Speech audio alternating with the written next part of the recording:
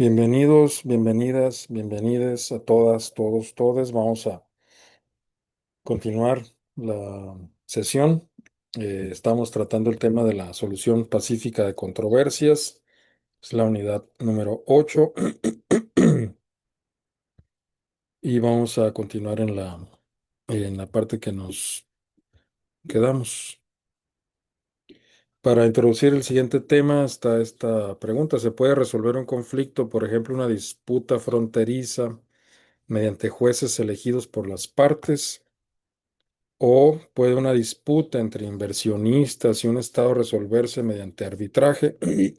¿Alguien quiere comentar la pregunta o alguna pregunta o las dos preguntas? No se Yo amontonen. creo que, Adelante. perdón, Rafa. Yo creo que como tal, jueces elegidos por las partes, respondiendo a la primera pregunta, no lo diría a lo mejor jueces, pero sí algún árbitro, ¿no? Porque esto creo que tiene esa naturaleza el arbitraje que las partes pueden decir no, o pueden optar por el arbitraje privado.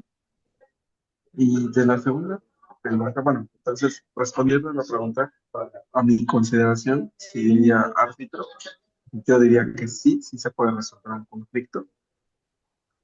Y la segunda pregunta, mm, no sabría si, me imagino que sí hay problemas entre inversionistas y el Estado, pero no se están en igualdad de condiciones. Entonces, diría que el arbitraje, pues no. Gracias, Naum. No te entendí muy bien sobre lo primero, pero lo que te alcancé a escuchar es, creo que mencionaste la palabra de árbitros. Y sí, o sea, se puede resolver un conflicto, por ejemplo, una disputa fronteriza mediante jueces elegidos por las partes. Sí se puede a través del arbitraje, a través de árbitros. Los árbitros, pues, no son propiamente jueces, pero si son elegidos por las partes, ya se convierten en árbitros. Y algunos textos, parte de la doctrina que voy a mencionar, pues les llama jueces elegidos. Tal vez el término más propio sea el llamarles árbitros, pero si les llamaba árbitros, pues este, estaba muy clara la, le iba a inducir la respuesta a la pregunta. Bien, en el chat comentas que te referías en lugar de jueces, diría árbitros. Muy bien, gracias, Naum. Entonces sí te alcancé a escuchar esa parte. Y sobre la segunda pregunta, si entendí bien, sugeriste eh, que no era posible, pero que no lo tenías del todo claro. Bueno, pues esa pregunta era precisamente para introducir el tema del arbitraje internacional. ¿Qué es el arbitraje? Es un medio de solución pacífica de controversias. Ya analizamos en la clase pasada los medios políticos de solución pacífica de controversias, los medios diplomáticos de solución pacífica de controversias, negociación, buenos oficios, mediación, investigación y conciliación. Y ahora estamos entrando al arreglo judicial, al arreglo arbitral y al arreglo judicial. Y vamos a comenzar con el arbitraje internacional. ¿Qué es el arbitraje internacional? Es un medio jurídico donde las partes eligen a los árbitros y también eligen el procedimiento. Es decir, es una forma de solucionar un conflicto, por ejemplo, fronterizo o de otro tipo entre dos estados, en el cual las partes, los estados en conflicto, eligen a los árbitros y eligen el derecho, el procedimiento. También hay arbitraje institucionalizado, en el cual ya existen normas, reglas de arbitraje, como es el caso de la Corte Permanente de Arbitraje, que no es corte, no es permanente, aunque sí es un panel de árbitros. Cada estado miembro de la Corte Permanente de Arbitraje eh, nombra cuatro árbitros para que estén en una lista. de árbitros y de esa lista de árbitros para algún conflicto, cualquier conflicto, determinado conflicto, pues se puede elegir de esos, se pueda elegir el tribunal arbitral. El resultado del arbitraje internacional se le conoce como laudo, a diferencia de una sentencia que es emitida por un tribunal eh, compuesto por jueces, por ejemplo, la Corte Internacional de Justicia, compuesto por 11 jueces que emite una sentencia para el caso de litigios o emite una opinión para el caso de que algún órgano facultado para consultar a la Corte Internacional de Justicia le haga una consulta y la respuesta sea una opinión de la Corte. El arbitraje internacional se basa en el consentimiento previo, ya sea una cláusula compromisoria, por ejemplo, un tratado que contemple el arbitraje como un medio de solución de controversias. Este, por ejemplo, el CIADI, el Centro de Arreglo de Diferencias entre Inversionistas y Estados, el CIADI, que es un órgano especializado del Banco Mundial, pues administra uno de los procedimientos que administra es el arbitraje. México se integró hace apenas 6 años, 6, 7 años, 8 años, no, perdón, hace 2 años apenas. En 2024, recientemente nos ratificamos el tratado que constituye el CIADI. Eso sería una cláusula compromisoria. Y es el CIADI resuelve controversias, puede ser a través del arbitraje, puede ser la conciliación, entre inversionistas y el Estado. O sea que algún inversionista extranjero que tenga algún conflicto con el Estado mexicano puede acudir al CIADI. También el consentimiento otorgado para resolver una disputa en materia, una disputa, pues, mediante arreglo arbitral, puede ser con un acuerdo posterior. A esto se le conoce compromiso arbitral, es decir, puede ocurrir que dos estados no sean parte de un tratado que contemple el arreglo arbitral y que decidan, que prefieran que su disputa se resuelva mediante el arreglo arbitral, pues entonces pueden llegar a un compromiso arbitral posterior al conflicto y deciden mediante ese compromiso arreglar su disputa mediante el arreglo arbitral. Históricamente, ¿cuándo surge el arbitraje? Bueno, mm, en términos modernos, en términos contemporáneos, el caso relevante es el crucero Alabama de 1872. El Reino Unido, que perdió sus 13 colonias británicas que se independizaron a finales del siglo este, XVIII y se convirtió en los Estados Unidos de América, que posteriormente expandió su territorio a costa de México. Bueno, se fue expandiendo porque las 13 colonias eran un fragmento nada más de lo que es el territorio actual de los Estados Unidos, que mediante compra, mediante compraventa y mediante la guerra expandió su territorio y convirtiéndose posteriormente en el estado que suplió al Reino Unido, de la cual se independizó, suplió en términos de relaciones internacionales, pues suplió la hegemonía británica o la hegemonía británica fue sustituida por la hegemonía estadounidense. Pues bueno, este caso del crucero Alabama, el Reino Unido apoyó a los confederados, es decir, se inmiscuyó en los asuntos internos de los Estados Unidos en la guerra civil estadounidense, en la que norte y sur lucharon en una guerra civil, la guerra de secesión.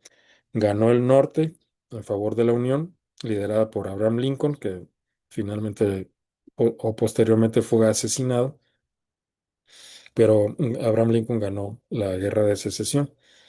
eh, que pues en términos, viéndolo a la distancia o en términos históricos, pues fue positivo en el sentido de que no se dividió, positivo para los estadounidenses, no se dividió y favoreció la Unión Americana. De ahí viene el término, ¿no? Unión Americana. Pero bueno, el punto es que los británicos favorecían con armamento, dieron apoyo logístico a los confederados, es decir, a los esclavistas.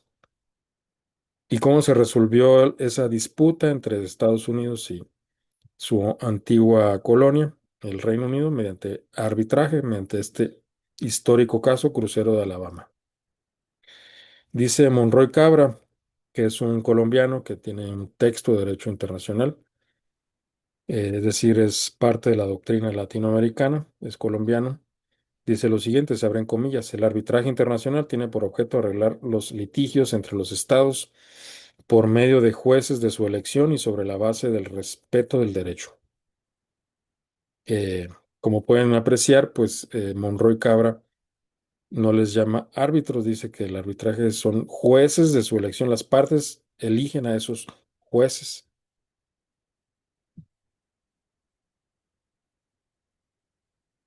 Y bueno, esto es una lámina para mostrar la, aunque tiene mucha información, pero la pueden leer completa en otro momento. Yo nada más haré referencia a algunas cosas, pero es el resumen, ¿no? De este caso, el arbitraje, que es un hito del arbitraje moderno.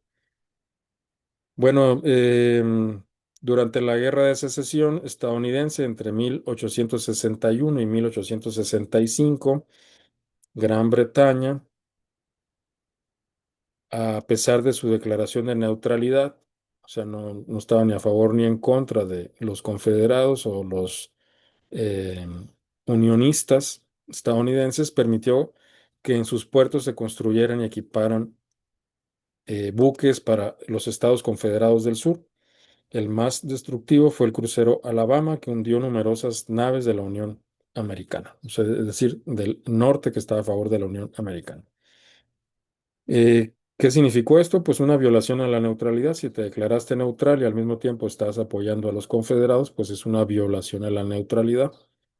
El caso ejemplifica la responsabilidad por omisión. El Reino Unido falló en su deber de vigilancia al permitir que recursos bélicos salieran de su jurisdicción para favorecer un bando beligerante.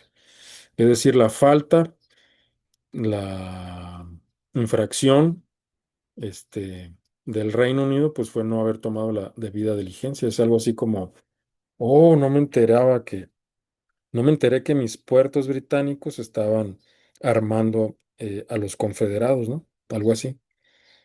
Dice la doctrina, en este caso la doctrina soviética, Tunkin, uno de los internacionalistas soviéticos más reconocidos, de mayor renombre. Se abren comillas, los actos de Inglaterra fueron una violación de la neutralidad declarada por ella misma en esta guerra civil.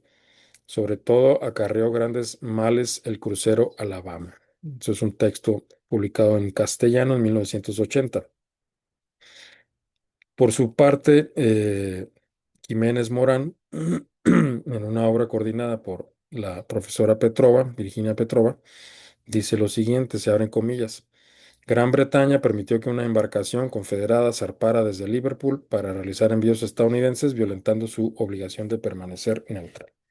Pues, en fin, hay una disputa entre el Reino Unido y los Estados Unidos que estaban en una guerra civil. La disputa pues se centró en la violación de la neutralidad por parte del Reino Unido. Este caso Alabama institucionalizó el arbitraje. Fue la primera vez en la era moderna que se usó un tribunal colegiado neutral para resolver un litigio de tal magnitud. Sentó las bases procedimentales que influirían en las conferencias de La Haya de 1899 y 1907 que dieron lugar a la Corte Permanente de Arbitraje, que es probablemente el tribunal arbitral, bueno, no probablemente, es el tribunal arbitral más viejo que existe y que sigue funcionando. La CPA, la Corte Permanente de Arbitraje, que como les dije, no es corte, no es permanente, es más bien un panel, un listado de árbitros, entre ellos mexicanos, un listado de árbitros, eh, que cuando las partes deciden someter un conflicto a la Corte Permanente de Arbitraje, se eligen árbitros de ese listado. Dice Tunkin, en el caso del crucero Alabama fue la primera aplicación del arbitraje en los tiempos modernos para resolver un litigio importante. La, eh, por su parte, Virginia Petrova, dice lo siguiente, se abren comillas, las disposiciones de dicho tratado fijaban de manera muy precisa las reglas de funcionamiento del tribunal. Demostró las ventajas de este mecanismo, se cierran comillas. Es decir, llegó para quedarse. Este caso es emblemático por eso, porque creó lo que hoy entendemos como arbitraje internacional. Y bueno, entre algunos detalles de este caso está el estándar de prevención. Estas reglas arbitrales se convirtieron en norma de derecho internacional general. Definen que la soberanía territorial conlleva el deber de no permitir que el territorio se use para actos contrarios a los derechos de otros estados. Y, y es curioso porque este caso lo pudiese invocar Irán, o sea, Irán que eh, ejerció el derecho de la legítima defensa en contra de las bases estadounidenses que estaban situadas, que están situadas, pero ya están dañadas y destruidas por la tecnología iraní, que dominan el arte de la guerra asimétrica. No sabíamos eso hasta este año, hasta estos días. No sabíamos que Irán dominaba el arte de la guerra asimétrica. Nos acabamos de enterar, por lo menos yo me enteré. Es decir, este caso que establece el principio de que la soberanía territorial conlleva el deber de no permitir que el territorio se use para actos contrarios a los derechos de otros estados, pues podría ser invocado por Irán perfectamente, porque no sé, Qatar, los estados del Golfo que tienen bases estadounidenses, bases militares estadounidenses, pues desde ahí se agredió a Irán. Irán, en ejercicio de la legítima defensa, pues eh, represalió, o sea, mm, realizó actos de represalia militar de a las bases militares que están en los territorios de esos estados. Dice Sepúlveda, César Sepúlveda, el decano de los internacionalistas mexicanos, probablemente el internacionalista mexicano más importante del siglo XX. En el siglo XXI tenemos otros internacionalistas, Manuel Becerra, Hermilo López Basols, todos los cuales yo cito en las láminas, ¿no? Dice Sepúlveda, se abren comillas, las famosas tres reglas de Washington alcanzaron después gran prestigio y se convirtieron en normas de derecho internacional, responsabilidad por negligencia para impedir tales actos. Por su parte, Jorge Castañeda Álvarez de la Rosa, este, dice lo siguiente, también otro internacionalista muy importante del derecho mexicano, mm, que estableció una doctrina, aunque no ha alcanzado el renombre que ha alcanzado la doctrina que sí adoptó oficialmente el Estado mexicano como doctrina Estrada, pero pudiésemos hablar de la doctrina Castañeda en el sentido de que aportó una doctrina sobre el valor jurídico de las resoluciones de organismos internacionales. Dice Castañeda, se abren comillas, las famosas tres reglas de Washington han ejercido una considerable influencia en el desarrollo del derecho sobre neutralidad, se cierran comillas. Eh, bueno, parte de esas reglas de Washington es la debida diligencia para prevenir el armamento o la salida de buques destinados a hostilidades. Y bueno, en relación a la cosa juzgada, hablando al arreglo arbitral, en este caso, el caso de Alabama, el cumplimiento voluntario de una suma tan elevada por una potencia mundial consolidó el respeto de la cosa juzgada internacional y al arbitraje como alternativa real a la fuerza armada.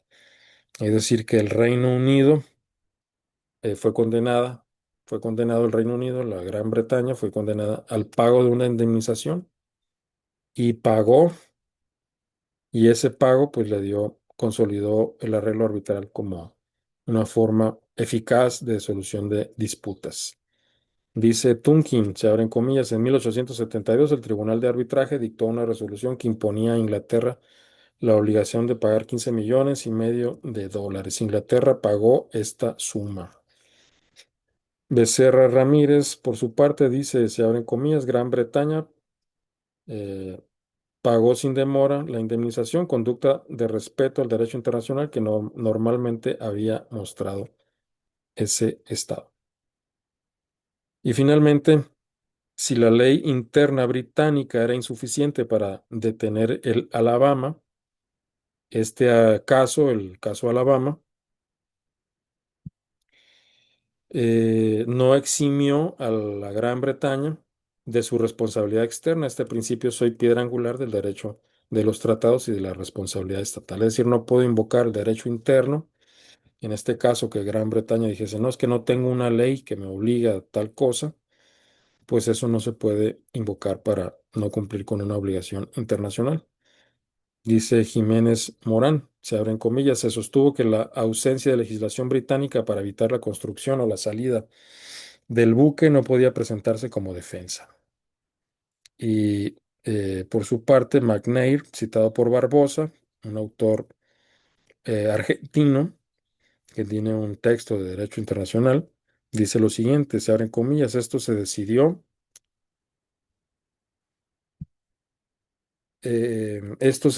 desde 1870 en el arbitraje en Ginebra. El Estado nunca puede alegar una disposición de su derecho interno como defensa contra un cargo de violación del derecho internacional. Pues bueno, este caso, como ven, es emblemático y dio origen pues es la primera aplicación del arbitraje en los tiempos modernos. No significa que se inventó aquí el arbitraje, sino que creó tales reglas que fueron tan eficaces que llegó para quedarse. Ahora vamos a introducir otro tema. Eventuales disputas de inversionistas chinos y México se pueden resolver mediante arbitraje. ¿Ustedes qué dirían? ¿Alguien quiere comentar? Nomás no se amontonen.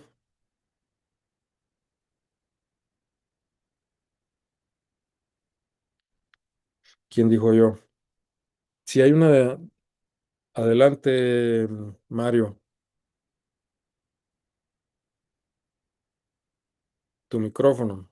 Sí, sí, claro, profesor, porque cualquier disputa se puede resolver por medio de arbitraje o medios de resolución de controversias más fáciles, como es el arbitraje, la mediación y cosas así, para llegar a una solución más rápida y de manera más eficiente. Ok, gracias. Mario, adelante, Salvador. Sí, yo igual comparto la opinión de mi compañero Mario Antonio, que es el hecho de que sí puede haber, mediante el arbitraje, esas soluciones, inclusive puede llegar a ser de una manera más beneficiosa tanto para los inversionistas como para el país, reservándose de ciertas disputas que pueden llegar a haber. Muy bien, gracias. Sí, respondieron muy bien. Eh, Efectivamente, sí se puede resolver mediante el arbitraje, vamos a llamarlo arbitraje comercial, arbitraje de inversiones, pero sigue siendo arbitraje. Aquí la distinción es que no sería un arbitraje entre dos estados, sería un arbitraje entre un inversionista, o sea, persona privada, y el estado.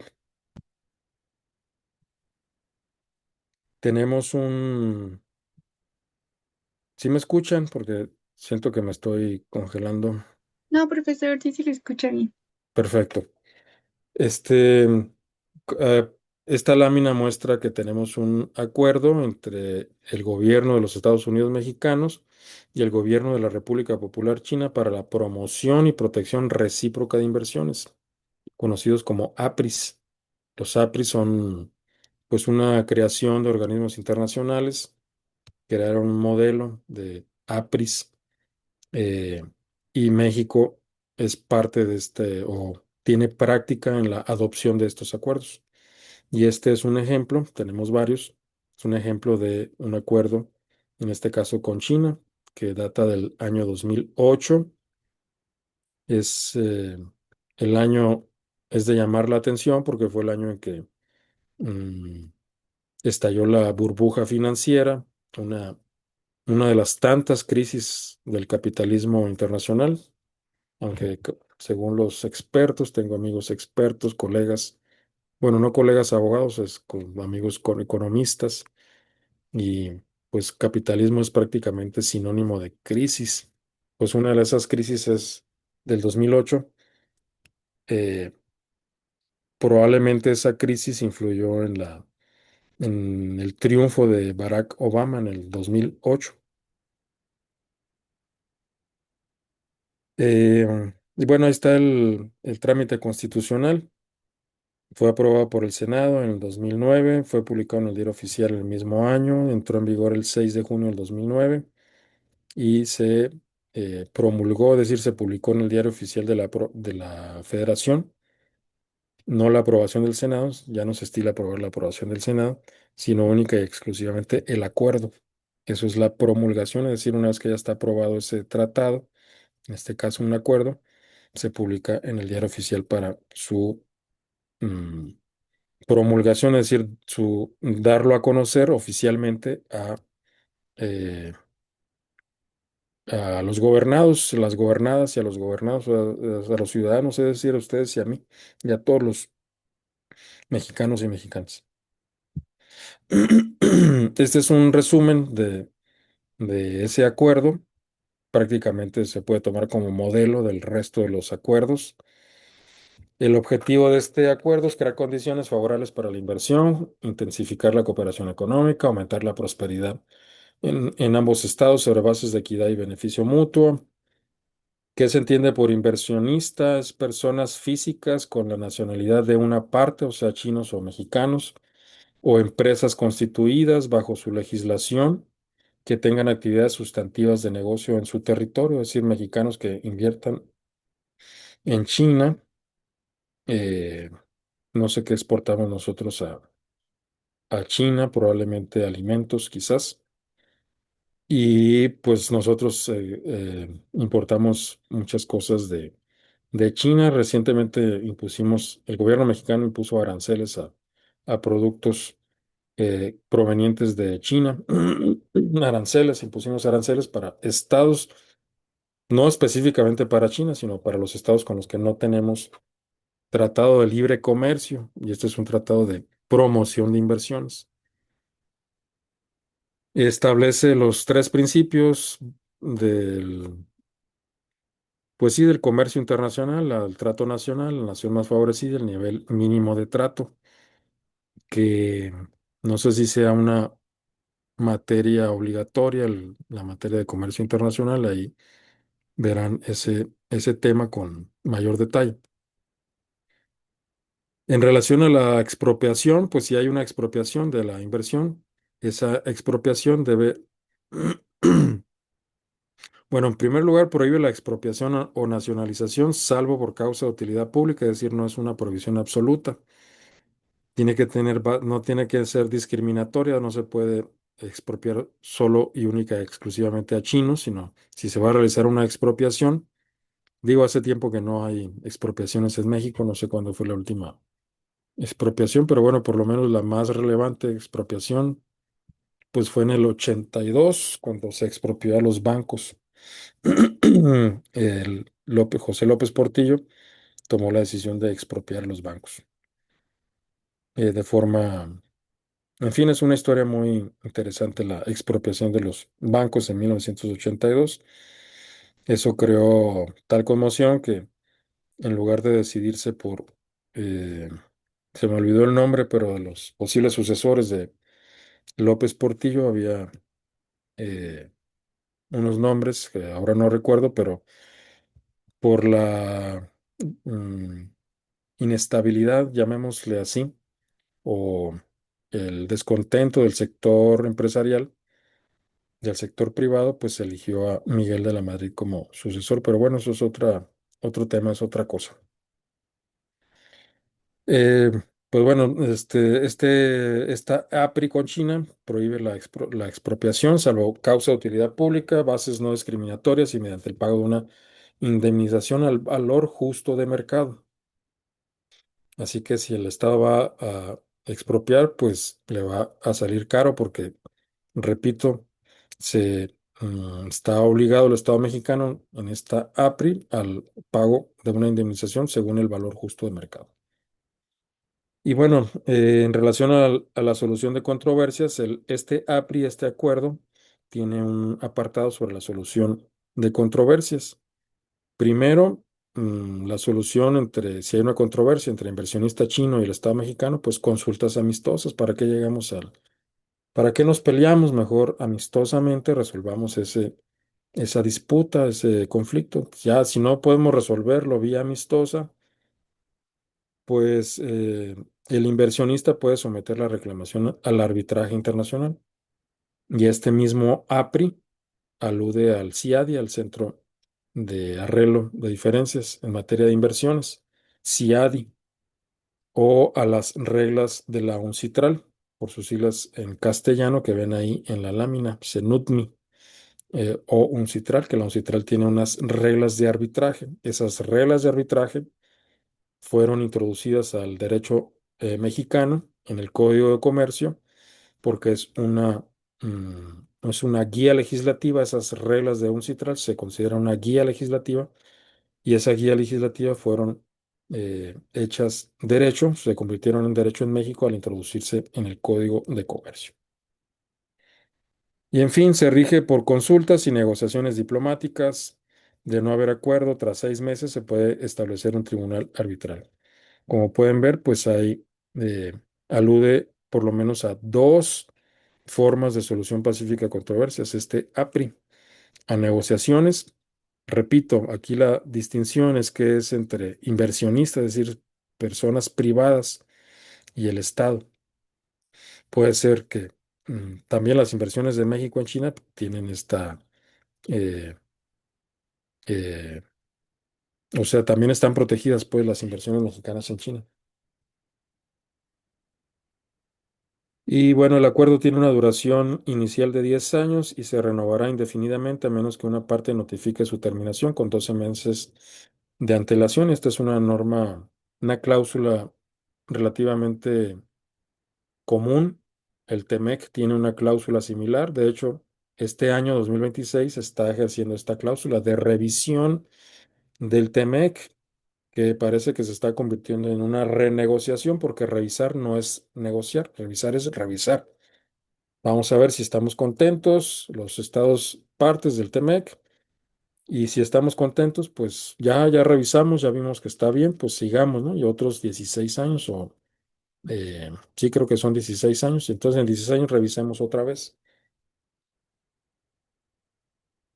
Pero bueno, el punto nodal es que alude al arbitraje. Repito, es un arbitraje sui generis porque está involucrado una persona privada. Además de China, ¿con qué países México ha firmado APRIs? Díganme algún país que crean que México, con el que crean que México ha firmado un APRI, además de China. Estados Unidos. Con Estados Unidos no, porque tenemos el TEMEC, pero si no tuviésemos el TEMEC, muy probablemente tuviésemos un APRI con Estados Unidos. Con Japón. Con Japón es probable que tengamos con Japón, y en fin. Con Brasil tenemos también un APRI. Qué bueno que mencionan a Brasil, porque Brasil es probablemente nuestro plan B en caso de que fracase la revisión del TEMEC, que Estados Unidos decida. Yo pienso que el escenario no es el escenario más posible, yo creo, espero no equivocarme, pero es un escenario posible la culminación del TEMEC y a la reanudación del pago de aranceles por el flujo comercial entre Estados Unidos y México y Canadá. Y parte de nuestro plan B sería Canadá. Ahí el problema es cómo pueden llegar los productos, ¿no? Sin pasar por Estados Unidos, ¿no? Y otro plan B sería Brasil, que por cierto, hoy hubo un evento, se los copié por el chat de WhatsApp, un evento en la UACM, en la Universidad Autónoma de la Ciudad de México, sobre soberanía alimentaria. Hay una delegación de Brasil, del ministerio correspondiente de alimentación o hambre cero de Brasil, aquí en México, y se organizó la maestra Milay Burgos Matamoros, profesora de la UACM, y Cecilia Elizondo, eh, una investigadora de Chiapas, de origen argentino, coordinaron un evento con esta delegación de Brasil. Brasil tiene interés en conocer el programa Sembrando Vida, que ha logrado, dijeron algunos de los expositores, uno que se llama Eduardo, no recuerdo el apellido, que tengo entendido fue uno de los que idearon este programa de Sembrando Vida. Bueno, este programa, según los expositores, logró la autosuficiencia en la producción de frijol. Pero bueno, ese es otro tema. El punto es Brasil, ¿no? Que estamos en este gobierno mexicano, en el actual, se están dando pasos para un mayor acercamiento con Brasil. Bueno, ¿con qué países tenemos eh, APRIS? Yo subrayé algunos. Brasil, tenemos un APRI con Brasil, tenemos uno con Cuba. Es decir, que hay inversiones de México en Cuba e inversiones de Cuba en México. Bueno, no hay inversiones de Cuba en México, más bien hay inversiones de México en Cuba. Y Cuba, pues, México y Cuba decidieron adoptar un APRI. Vean la fecha de suscripción en el año 2001, es decir, Fox fue el que adoptó este APRI con Cuba. Alemania, tenemos, bueno, los menciono, tenemos APRIs con Argentina, Brasil, Cuba, Trinidad y Tobago, Uruguay, Alemania, Austria, Bielorrusia. Yo subrayé a Bielorrusia, puesto que me llamó la atención que tengamos un APRI con Bielorrusia. eh, Dinamarca, Eslovaquia, España, tenemos un APRI con España.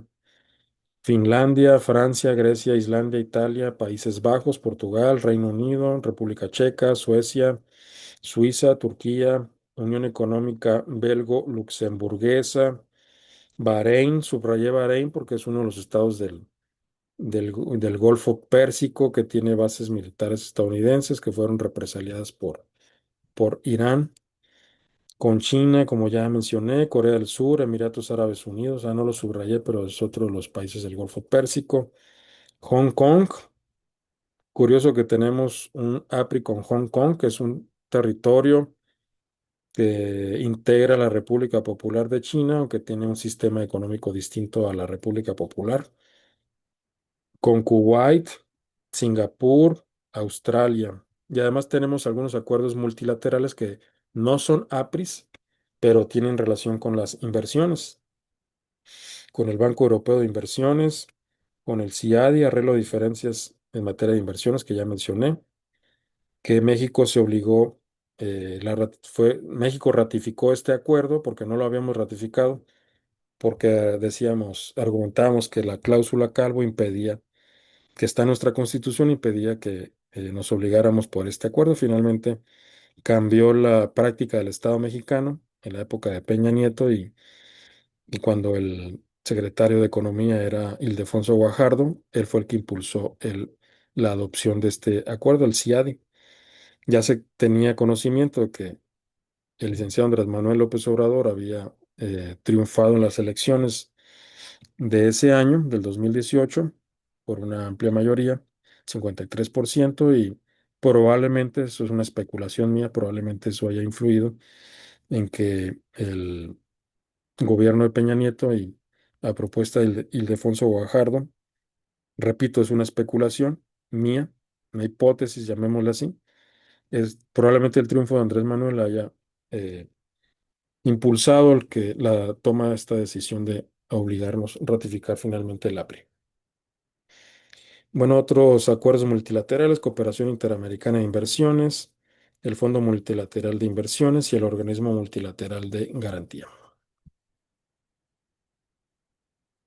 Y esta lámina es para mostrar el que México ratificó, el Convenio sobre Arreglo de Diferencias relativas a inversiones entre estados y naciones de otros estados, conocido como CIADI. Bueno, antes de pasar a la siguiente lámina, mm, tal vez sea relevante mencionar, porque la lámina muestra las unidades administrativas de seguimiento. Una de ellas es la AMEXIT, Agencia Mexicana de Cooperación Internacional para el Desarrollo, que pues es pues como su nombre lo indica, una agencia que realiza actividades para fomentar el desarrollo, la cooperación internacional para el desarrollo, y mediante este mecanismo México va o está explorando eh, la posibilidad de aumentar las inversiones de México en Cuba. Particularmente por esta vía posiblemente se pueda continuar con el comercio de petróleo hacia Cuba. Somos un país soberano, no obstante que tenemos un vecino muy complejo, un vecino del norte muy complejo que ha prohibido entre comillas a los países del mundo comerciar petróleo con Cuba por razones ideológicas.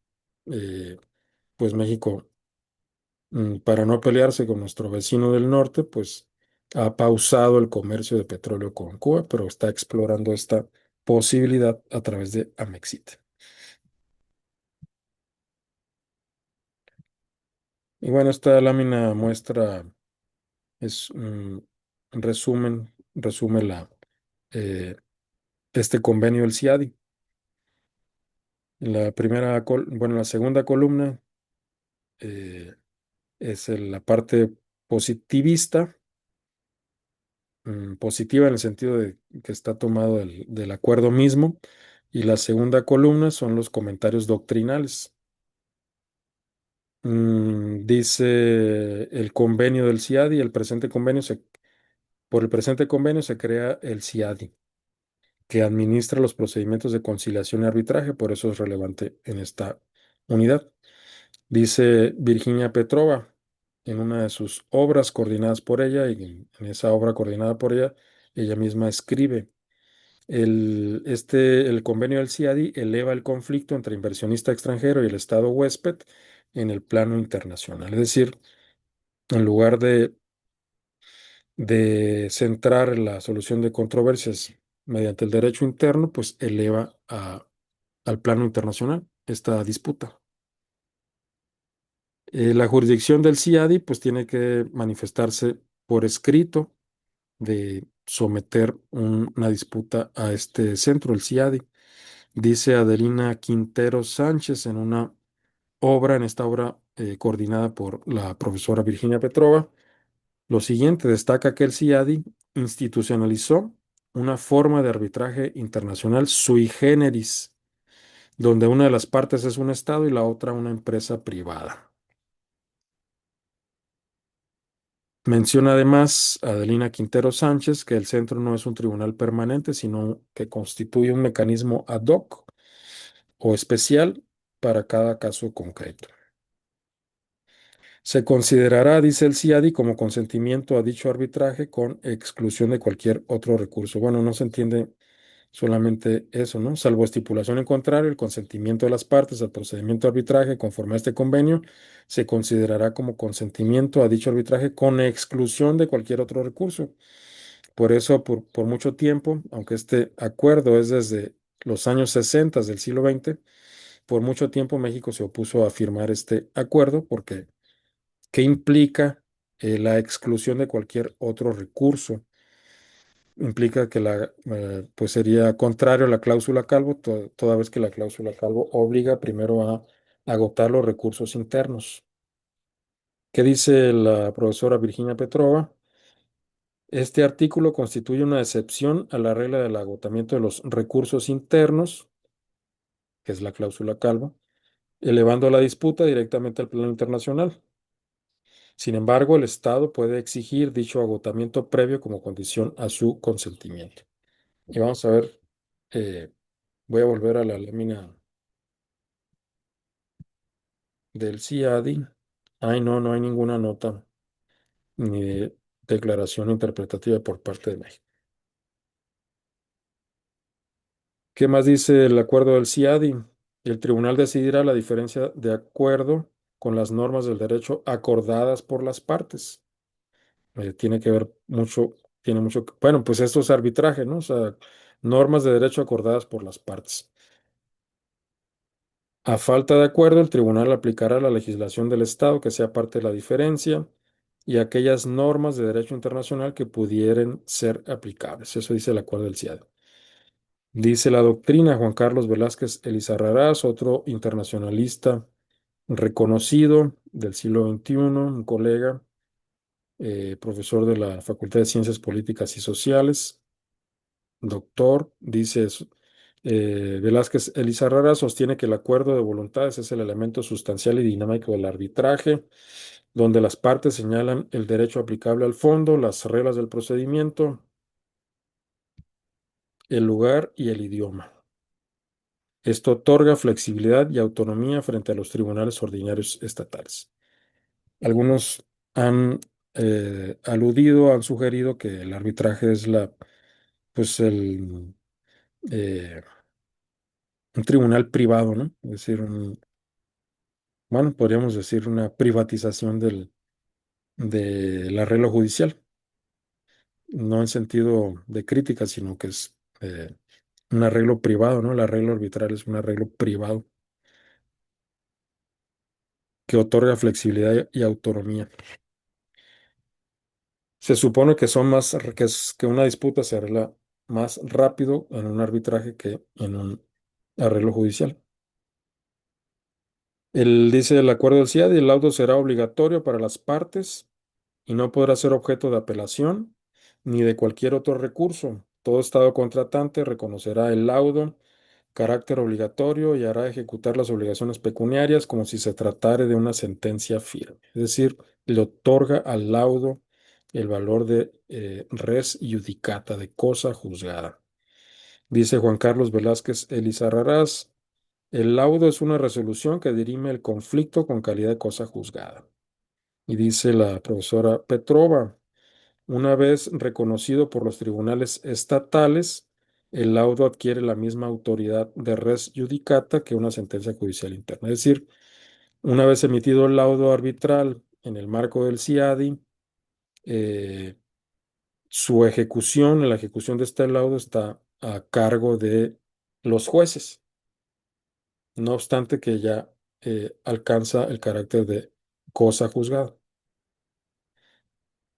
Es decir, si la parte perdedora se niega a cumplir el laudo, pues se puede acudir a- a los tribunales, o sea, bueno, no es arreglo judicial, se acude a los jueces para que ese laudo sea obligatorio hacerlo cumplir.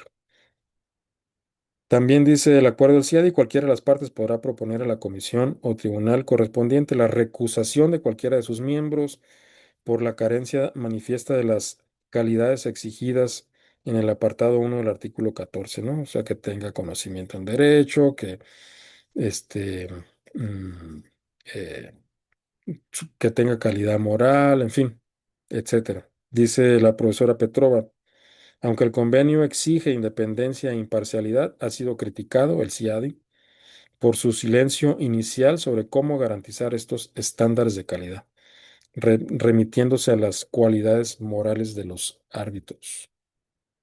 De hecho, hubo un tiempo en que Ecuador, cuando estaba gobernada por Rafael Correa, eh, Ecuador se retiró del CIADE, pero después, por la vía de la traición, el sucesor de Rafael Correa, Lenín Moreno, creo que fue con él en que se reanudó la membresía de Ecuador al CIADE. Habría que confirmar esto que acabo de decir para conocer los detalles, ¿no? Pero sí hubo un tiempo en que Ecuador se retiró del CIADE. Vamos a introducir ahora otro tema. México ha resuelto sus diferencias con otros países mediante arbitraje. ¿Alguien quiere comentar esta pregunta? ¿México habrá resuelto conflictos con otros estados mediante arbitraje. ¿Cómo nos habrá ido en esos mm, conflictos? Suponiendo que sí. ¿Alguien tiene una idea? ¿Alguien quiere comentar si cree, estima, opina que sí, que México ha resuelto problemas, conflictos mediante arbitraje o no? ¿Qué creen ustedes? ¿México tendrá experiencia en arbitraje? O sea, ¿habremos resuelto conflictos mediante el arbitraje o no? Yo digo que sí se habrán sometido a algunos conflictos al arbitraje. Desconozco cuáles, pero me imagino que sí. Y abundando en esto, me gustaría saber cómo se resolvió lo de la entrada de Ecuador a la Embajada de México. No sé, bueno, ahora te doy la palabra, Sharon, en un momento. México presentó un recurso ante la Corte Internacional de Justicia y no ha resuelto la Corte. Yo estimo, por lo que les comenté en el apartado en la unidad sobre derecho diplomático, que México gane. O sea, no veo manera en que la Corte diga, sí, estuvo bien que se haya agredido la embajada, ¿no?, de México en Ecuador, pero no fue el arreglo judicial. Nos fuimos a la Corte Internacional de Justicia, rompimos relaciones con Ecuador y presentamos un recurso ante la Corte Internacional de Justicia. En el mismo acto de la ruptura de relaciones se anunció el recurso por parte de la Secretaría de Relaciones, bueno, el Estado mexicano, mediante la Secretaría de Relaciones Exteriores, de la presentación de este recurso y es un recurso que a mí en lo personal me llamó la atención. Algunos alumnos que ya habían egresado, pero de hecho alguien que formé parte de su examen profesional, fui parte del sínodo, revisé su tesis, formó parte del equipo que redactó ese recurso. Eh, Probablemente no sé, ya no le seguí la pista, pero mm, probablemente siga ahí en la Secretaría de Relaciones Exteriores con el nuevo secretario de Relaciones Exteriores, que es muy joven. Em, lo que iba para terminar la idea es que la novedad que presentó ese recurso por parte de México es que dentro de las peticiones, o sea, como medida cautelar, México pidió que la Corte ordenase eh, la suspensión de Ecuador como miembro de la ONU, en tanto no reparase el daño que le causó a México por la agresión a su embajada. No hubo daños materiales, bueno, fueron mínimos, no sé si creo que ni se rompieron vidrios, ¿no? Es un daño más bien de carácter simbólico, bueno, material en el sentido de que México estaba otorgando asilo al ex vicepresidente de Ecuador, no recuerdo ahora su nombre, pero lo secuestraron de la embajada, por eso agredieron la embajada, por eso Fuerzas de Seguridad de Ecuador entraron a la embajada, secuestraron a este ex vicepresidente ecuatoriano que México le estaba otorgando, le otorgaría asilo y nada, lo secuestraron, eso sería lo material. Entonces, mm, tal vez la Corte condene a Ecuador a una reparación que puede ser un reconocimiento internacional de que hizo mal en agredir la embajada. Faltaría saber si la Corte se va a animar primero, a ordenar la suspensión de Ecuador como miembro de la ONU y segundo, si declara responsable a Ecuador, como yo creo que lo hará, no veo manera, sería cambiar la esencia del derecho diplomático, que su esencia es la inmunidad de las embajadas y los embajadores, las embajadoras, etcétera. Si al declarar responsable a Ecuador, como yo creo hará la Corte, ordene la restitución, o sea, una forma de reparación, como lo vimos en las clases pasadas, es la restitución, es decir, volver a la situación que se encontraba antes del daño, y la restitución en este caso incluiría pues que le devuelvan a la persona al que se le estaba otorgando asilo o se le había otorgado asilo o estaba en proceso de otorgar asilo. Pero bueno, me alargué en la respuesta. No es arreglo judicial, perdón, no es arreglo arbitral, entre Ecuador y México, sino arreglo judicial. Sharon, ¿querías agregar algo? Bueno, sí, no sé si ya habían resuelto la pregunta que estaba en la lámina. No, todavía no, adelante. Bueno, sí, Bueno, sí, pero adelante, eh, por favor. bueno, principalmente me gustaría decir que yo siento que México sí ha resuelto sus diferencias con otros países a través del arbitraje y pues de que ya lo habíamos visto en clases pasadas de que también México ha sido parte de arbitraje entre otros países como conciliador, ¿no? Principalmente. Muy bien, gracias, Sharon. Sí, efectivamente, México ha tenido experiencia en arbitraje, también ha tenido experiencia como mediador, mm, eh, que la mediación es un medio diplomático, un medio político, es un medio no obligatorio. En cambio, el arreglo arbitral, que se parece mucho a la mediación, pero se distingue en que en el arbitraje hay un laudo que es obligatorio, como ya vimos en la lámina sobre el arreglo arbitral en el marco del CIADI. Pues México ha tenido experiencia en ambos, tanto como mediador en el grupo contadora, logramos la pacificación o evitamos la agresión internacional a Centroamérica en los años 80, mm, básicamente en El Salvador, en Nicaragua, pero bueno, el grupo contador no se logró en Panamá porque luego hubo una agresión internacional, una agresión estadounidense a Panamá en 1989. 3 años después de que la Corte Internacional de Justicia en 1986 condenara a Estados Unidos al pago de la reparación de daños a Nicaragua, a la revolución sandinista, eh, por los daños que le causó por la agresión de Estados Unidos a Nicaragua.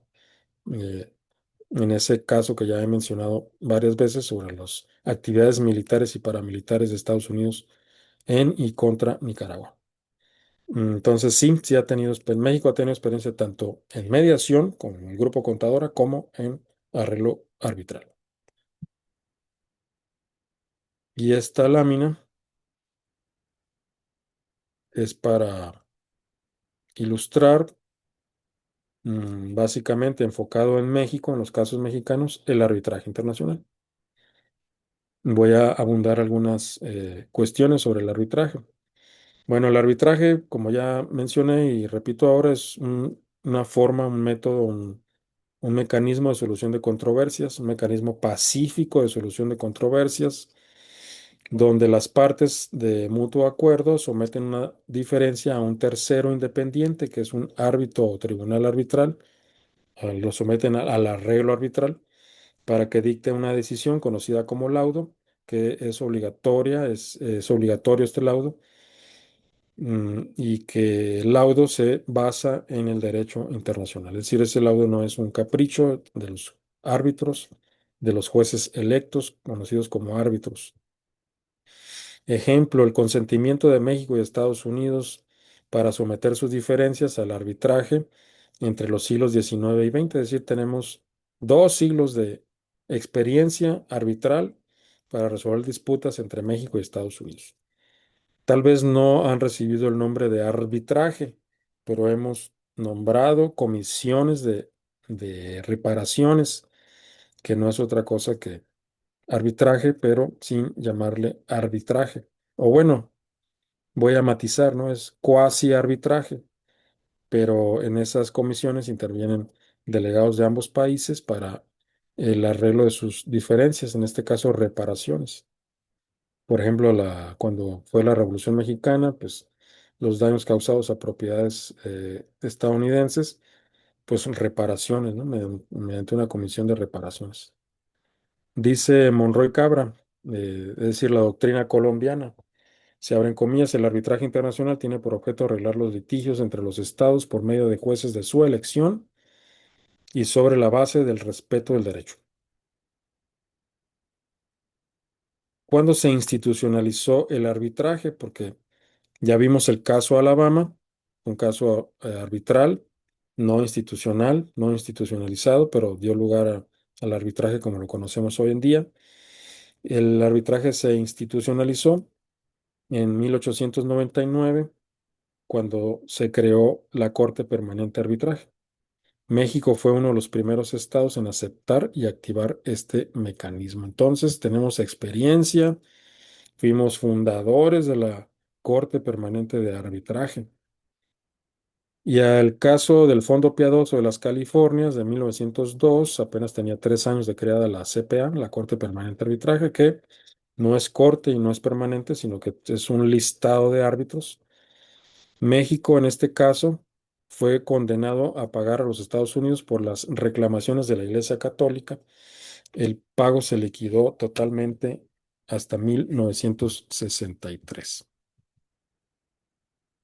Dice Muñoz de Cote Otero, profesor de la Facultad de Derecho, que tiene un texto publicado de Derecho Internacional, lo siguiente, se abren comillas. Este tema tuvo como resultado la Convención de Solución Pacífica de Controversias aceptada por México, que activaría el mecanismo sometiendo a la Corte Permanente de Arbitraje el caso del Fondo Piadoso. Los estados pueden someter disputas de límites a un árbitro único o colegiado. En estos casos, la decisión define la pertenencia de un territorio de forma definitiva. Es decir, ¿se puede arreglar una disputa fronteriza mediante arbitraje? Sí. Y un ejemplo es un ejemplo mexicano que perdimos lamentablemente mediante un arbitraje injusto, así lo consideramos en México, así lo considera la doctrina mexicana, que es el caso de la Isla de la Pasión o Clipperton. México y Francia sometieron la disputa al arbitraje del rey Víctor Manuel III de Italia. En 1931 el árbitro adjudicó la isla a Francia, es decir, perdimos la isla. Y un fallo que México acató a pesar de considerarlo injusto. Dice Luis Gabriel Ferrer Ortega, mm, él es miembro del Servicio Exterior Mexicano y además ha publicado obra y él es experto en historia del arbitraje mexicano, o sea, hacer los arbitrajes en eh, que ha practicado México, en este caso la Isla de la Pasión o de Clipperton. Se abren comillas, la participación de México en arbitraje es el reflejo de la evolución de nuestro sistema legal. Los litigios han sido presentados ante comisiones mixtas, a un tribunal arbitral o un árbitro único. Repito, él es experto, él es conocedor, él es prácticamente historiador del arbitraje mexicano o de las experiencias arbitrales mexicanas, ¿no? Mejor dicho. Luis Gabriel Ferrer Ortega.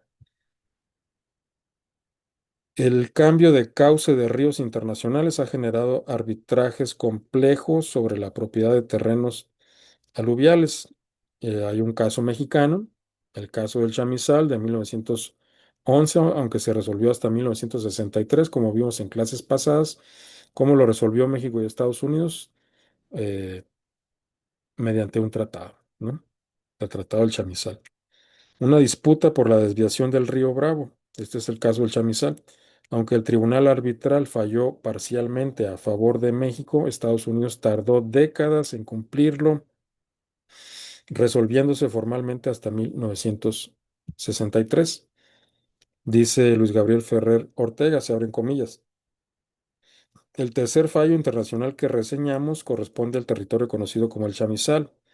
El tribunal arbitral emitió su deliberación en 1910 y no fue sino hasta 1963 que formalmente la disputa fue resuelta. Se cierran comillas. Y por si no fuera poco, tenemos el Telecan o ITEMEC. El arbitraje moderno incluye paneles binacionales para resolver controversias sobre prácticas desleales, dumping y protección a la inversión extranjera. Por ejemplo, paneles conforme a los capítulos correspondientes del Telecan, que fue sustituido por el TEMEC. En el capítulo 14, 14º del TEMEC, contiene el tema de los paneles arbitrales. México participa activamente en paneles para resolver disputas sobre acero, cemento, aditivos, utilizando expertos independientes en lugar de jueces nacionales. En el gobierno anterior, en el sexenio pasado, cuando esta, se me olvidó el nombre de la secretaria de Economía, que finalmente renunció de Sinaloa, pero que reside en Nuevo León. No sé si alguien se acuerda o sepa, ¿no? El nombre, pero bueno, se me olvidó el nombre de la secretaria de Economía del licenciado López Obrador. Este, hubo primero un aviso de, de o sea, se dieron los pasos previos para la eventual conformación de un panel arbitral. No me acuerdo el tema exactamente cuál era, no sé si eran automóviles, no recuerdo exactamente el tema, pero se dieron los pasos previos para la conformación de un panel, que finalmente solucionamos el conflicto vía amistosa. Pero si no se solucionaba amistosamente, pues sí se podían dar los siguientes pasos hasta el panel. Dice Velázquez Elizarrará, se abren comillas. México es un estado partícipe en la doctrina, la práctica y la operación sistemática del medio arbitral comercial internacional. Logró su inserción activa y reconocimiento en las relaciones privadas comerciales. Es decir, tenemos una práctica no solo histórica, como ya vimos, el caso del Fondo Piadoso de las Californias, la isla de la Pasión o Clipperton, ese es el caso más famoso, que perdimos, es decir, perdimos una parte de nuestro territorio vía arbitral. Entonces tenemos una isla vecina nuestra que es territorio francés. El caso del chamizal, que finalmente se resolvió mediante el arreglo convencional, o bueno, no es un arreglo, ¿no? Pero mediante la negociación que desembocó, ¿no? Desembocó en un tratado.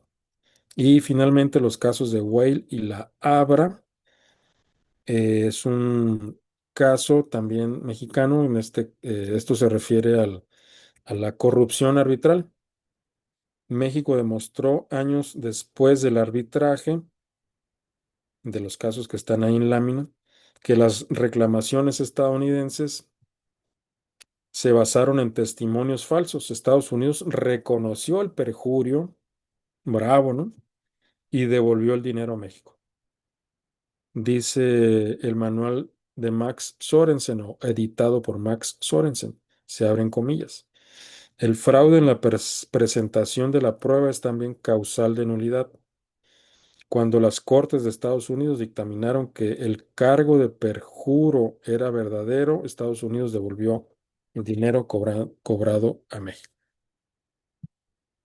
O sea que ha sido, nos ha ido muy mal en el arbitraje, y, pero no del todo mal. O sea, ha habido este, casos que hemos ganado. También se puede decir que el arbitraje internacional, comercial, pues generalmente tiene un sesgo, pues sí, tiene un sesgo en favor eh, de Occidente o las empresas mm, occidentales. Sí me escuchan porque siento que veo yo mi propia imagen como que se está congelando. No, sí lo escuchamos, profe. ¿Sí? Bueno, Sí, sí, escucho. perfecto. Bueno, México participa en la Corte Permanente de Arbitraje. ¿Alguien quiere comentar?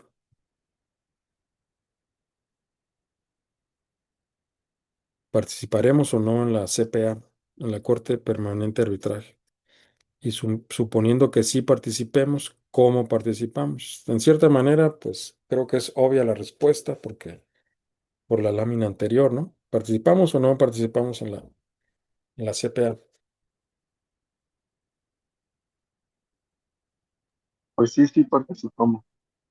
Gracias, sí, efectivamente, pues puesto que ya perdimos un caso, ¿no? Perdimos una isla. Ah, bueno, perdón, el árbitro fue el italiano, ¿no? El caso del Piadoso de las Californias. Ese es el que se resolvió en la CPA.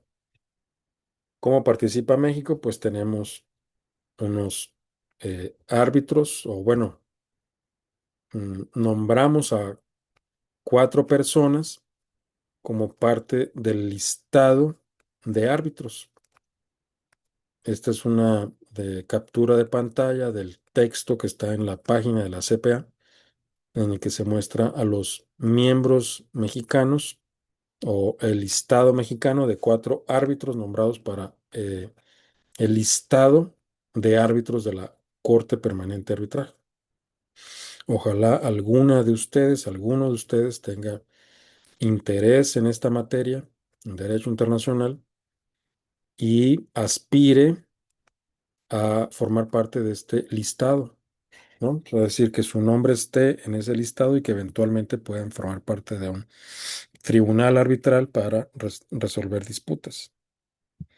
Y bueno, vamos a ver quiénes son los miembros.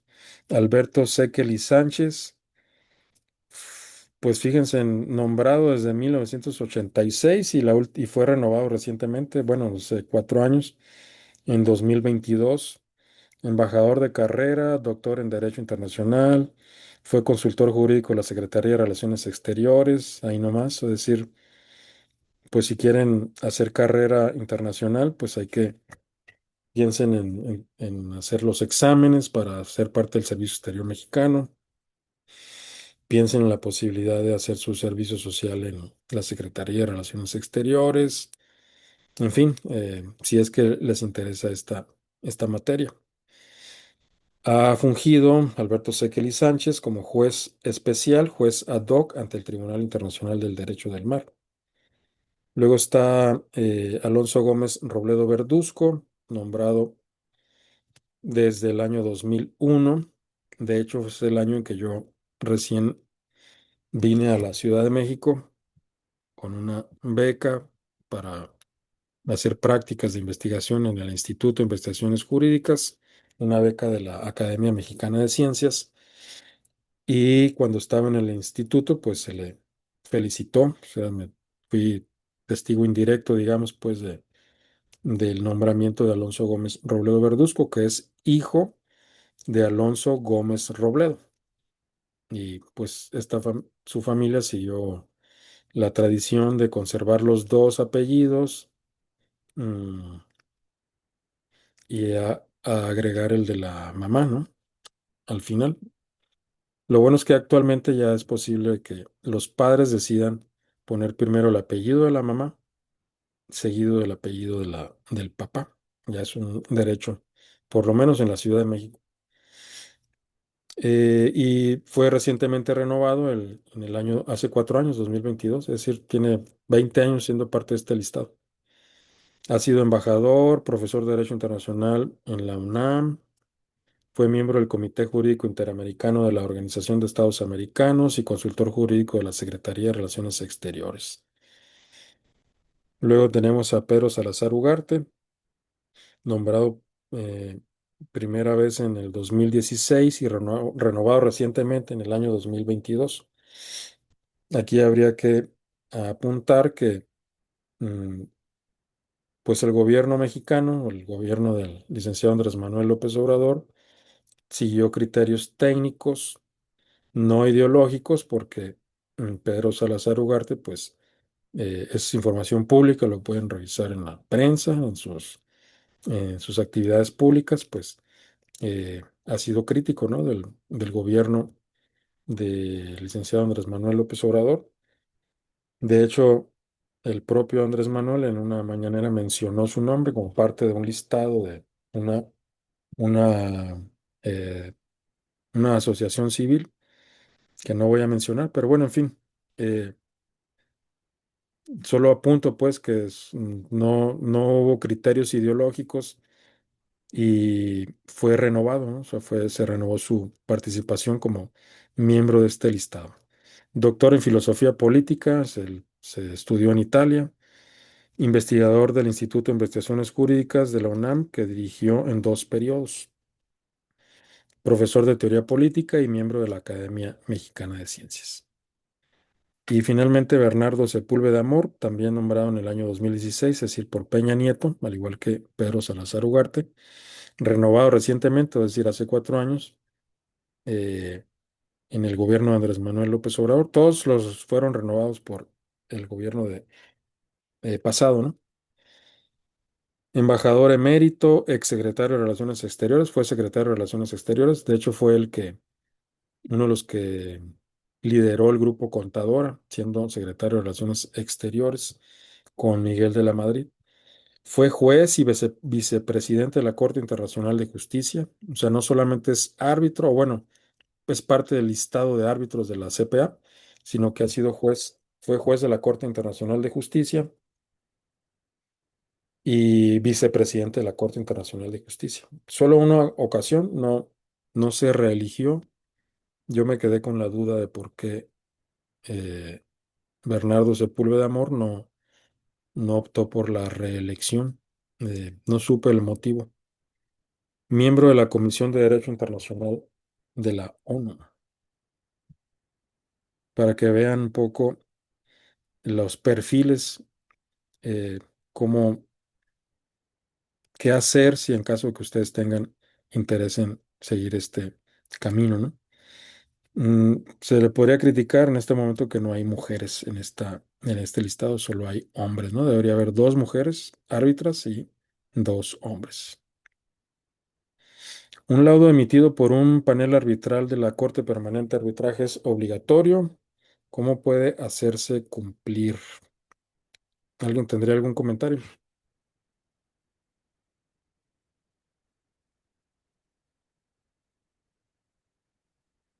No se amontonen. Un comentario, ¿no? No necesariamente una respuesta, sino una opinión, un parecer.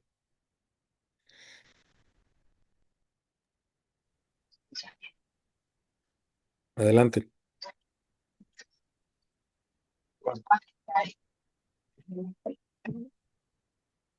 Bueno, Ya, no. creo que ahí me escucho mucho mejor, ¿no?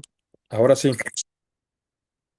Bueno, yo me dejaría llevar por los demás, porque el laudo sí tiene como ese peso de cosa juzgada, por así decirlo, y si no se, si no se cumpliera, yo diría que ya se recurriría a la autoridad jurisdiccional, pero yo diría que sí es obligatorio para las partes, y si no se hace la vez, no se cumple.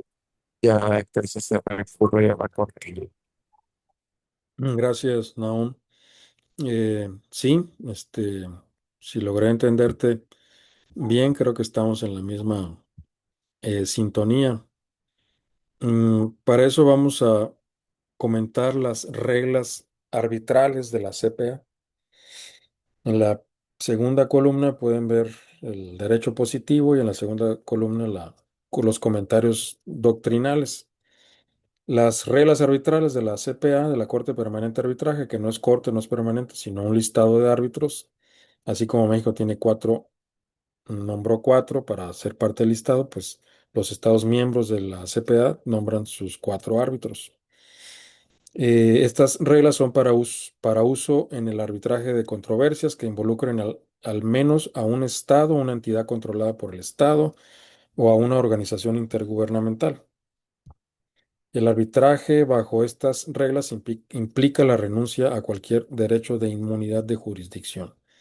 Dice Virginia Petrova, la CPA fue creada en 1899 y no es un verdadero órgano jurisdiccional, sino un panel de juristas para constituir tribunales especiales o ad hoc. Juan Carlos Velázquez Elizarrará señala que la CPA es una de las principales instituciones que operan en las instituciones internacionales para facilitar acuerdos privados con apoyo del orden jurídico positivo. Dice las reglas arbitrales de la CPA. El tribunal arbitral tendrá facultad de decidir sobre su propia competencia. ¿Qué dice la doctrina al interpretar esta facultad? Es decir, en caso de duda, la CPA decidirá, ¿no? O sea, puede decidir sobre su propia competencia. Este principio de competencia sobre la competencia está expresamente cristalizado en las reglas arbitrales de la CPA.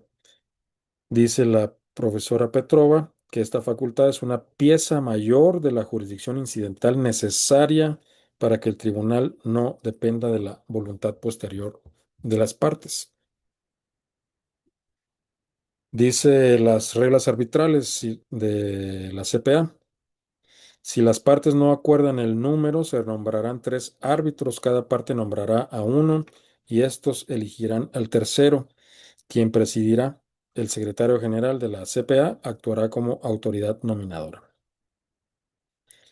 Dice la doctrina Velázquez, Juan Carlos Velázquez Elizarrarás, la integración del cuerpo de árbitros puede ser unipersonal o del número acordado y subraya la importancia del superárbitro nombrado por los designados por las partes. Es decir, dos partes eligen un árbitro, o sea, cada parte un árbitro, y esas dos partes elegidas elige al tercer árbitro, ¿no? Que aquí la doctrina le llama superárbitro. La libertad de elección permite que los árbitros sean personas idóneas para la misión de decidir.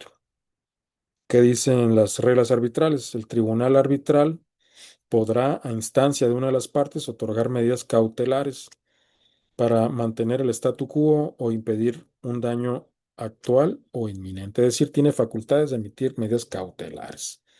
Se parece mucho a la Corte Internacional de Justicia. ¿Qué dice la doctrina? Dice la profesora Petrova, profesora de la Universidad Iberoamericana. Estas medidas cautelares buscan salvaguardar la situación contenciosa hasta el pronunciamiento del fondo. Tribunales de la CPA han aplicado u ordenado, han aplicado criterios de urgencia y daño irreparable similares a los que ha aplicado la Corte Internacional de Justicia para justificar su obligatoriedad. Y ahora en relación a si se pueden hacer cumplir los laudos arbitrales, que es la pregunta de la lámina anterior para introducir esta lámina, ¿qué dice las reglas arbitrales de la CPA? Todos los laudos se dictarán por escrito y serán definitivos y obligatorios para las partes. Las partes se comprometen a cumplir el laudo sin demora. Luego, entonces, los estados que son parte y participan en la CPA, como México, se obligan a cumplir con el laudo en caso de que sean parte de un arreglo arbitral en el marco de la CPA. ¿Qué dice la doctrina? Dice Juan Carlos Velázquez Elizarrarás. El laudo es una resolución que dirime el conflicto con calidad de cosa juzgada, ya lo habíamos comentado.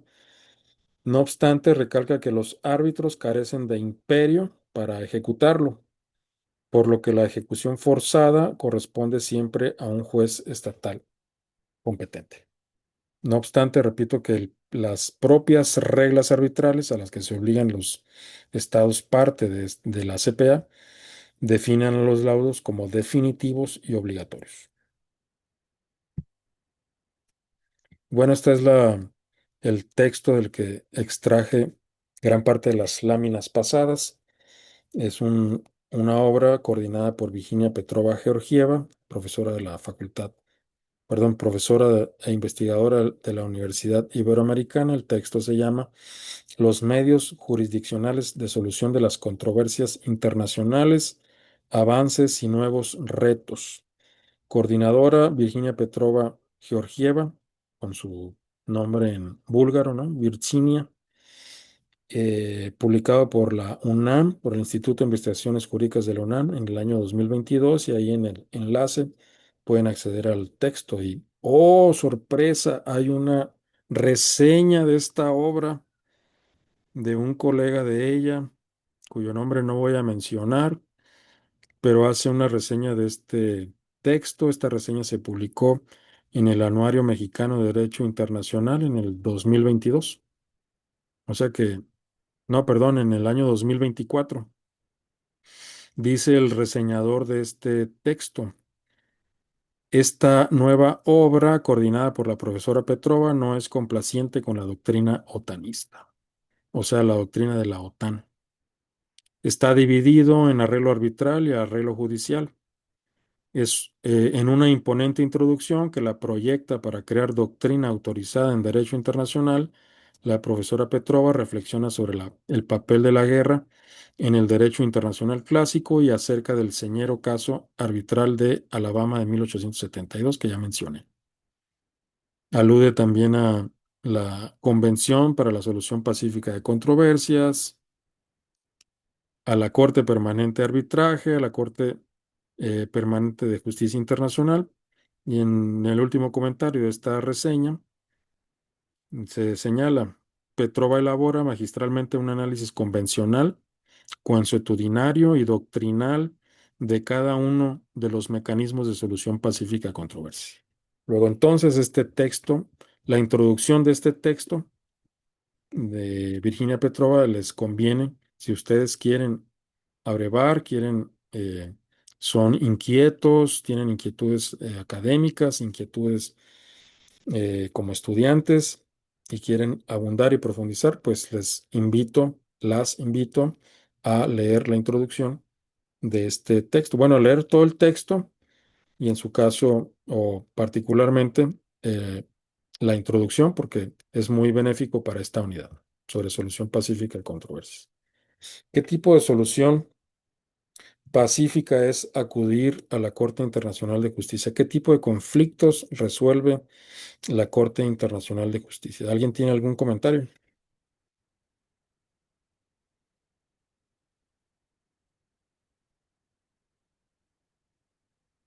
Adelante, Guadalupe. Sí, profesor. Pues es que me parece que es como de tipo arreglo judicial, porque son sentencias que son emitidas obligatorias para que los estados acepten su jurisdicción, me parece. Excelente, muy bien, Guadalupe, gracias. Sí, ese es el arreglo judicial. Efectivamente, es el arreglo judicial que se distingue del arreglo arbitral, en el que el arreglo judicial es un tribunal establecido, no es un listado de árbitros que se puedan elegir por las partes, sino que son jueces permanentes, jueces y juezas permanentes. Ahora, ¿alguien quisiera comentar qué tipo de conflictos resuelve la Corte Internacional de Justicia? Vamos a ver el chat. Disputas territoriales y marítimas. Efectivamente, ha resuelto diversas disputas territoriales, como bien dice Andrea B., eh, y también de carácter marítimo, o sea, territoriales, marítimas, ¿no? O sea, ha resuelto ambas en los mismos casos, ¿no? Nicaragua contra Costa Rica, contra Colombia. Ya he mencionado esos casos en clases pasadas. Muy bien, gracias. Y bueno, esto nos lleva al arreglo judicial, a la jurisdicción internacional. ¿Qué es la jurisdicción internacional? Es el arreglo judicial mediante órganos permanentes, cortes, tribunales internacionales, preestablecidos con jueces independientes y normas procesales fijas. La decisión es vinculante y final. Ejemplo, la sumisión voluntaria de los estados a la jurisdicción de la Corte Internacional de Justicia mediante la cláusula opcional. Dice la doctrina, dice Tunkin, la doctrina soviética, hoy rusa. Se llama arreglo judicial internacional al procedimiento por el que la controversia se resuelve por un órgano judicial internacional permanente. Aquí el ejemplo sugerido, porque puesto que el subtema de esta unidad 8 sobre arreglo pacífico controversia se titula Jurisdicción Internacional. Y un ejemplo de jurisdicción internacional es la sumisión o una forma de aplicar o, pues sí, de aplicación de esta jurisdicción es la sumisión o el consentimiento o el reconocimiento voluntario de los estados a la jurisdicción de la Corte Internacional de Justicia mediante la cláusula opcional. Y para ilustrar o abundar en esa jurisdicción, planteo esta pregunta. ¿Puede cualquier estado presentar un litigio contra México ante la Corte Internacional de Justicia? ¿Alguien tiene un comentario?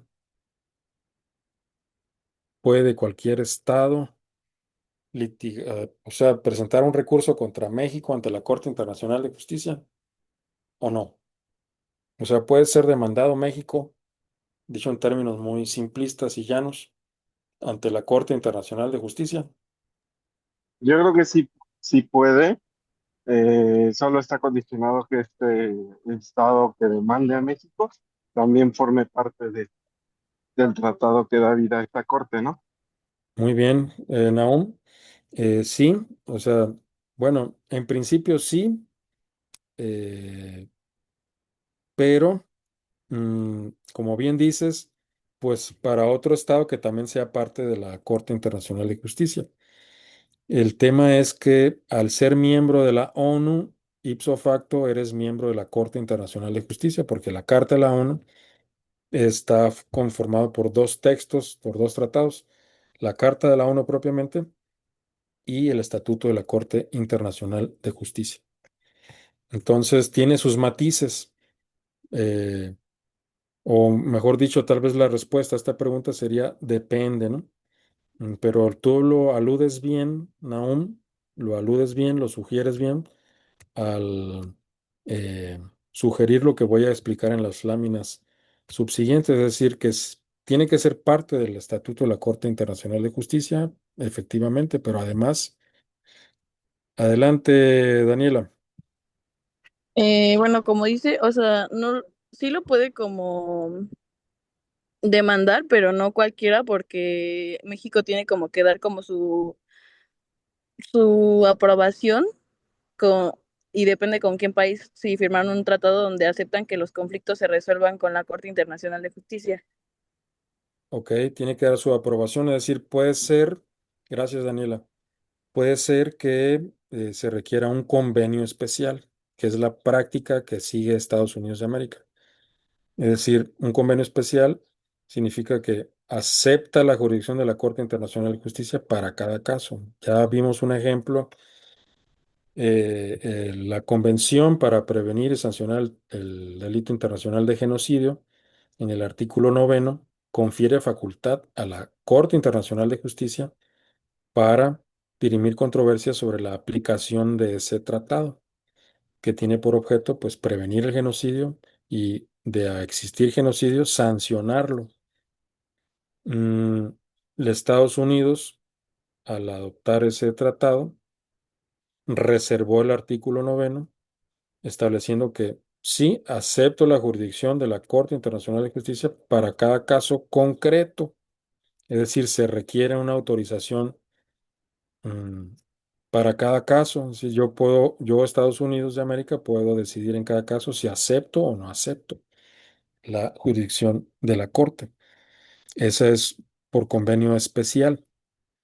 Y la respuesta a esta pregunta que está en lámina es, puede haber casos distintos, es decir, puede ser o no que México acepte la jurisdicción obligatoria de la Corte, porque ¿cómo es la jurisdicción de la Corte? Es voluntaria.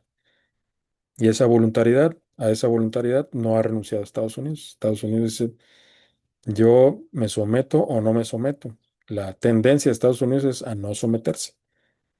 Y cuando perdió el caso Avena, que presentó México contra Estados Unidos, la respuesta de Estados Unidos fue retirar la competencia de la Corte Internacional de Justicia para casos de protección consular, que ya analizamos en clases pasadas. Entonces, la pregunta sigue en pie. ¿Puede cualquier estado presentar un litigio contra México ante la Corte Internacional de Justicia? Depende.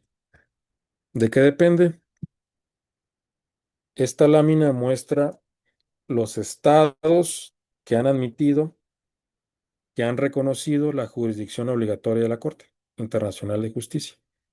Está dividido por continentes. En el estado africano hay posiblemente África y Europa son los continentes, perdón, que más estados hayan reconocido la jurisdicción obligatoria de la Corte, es decir, que África y Europa están dando el ejemplo y el continente americano no se ve muy abultado.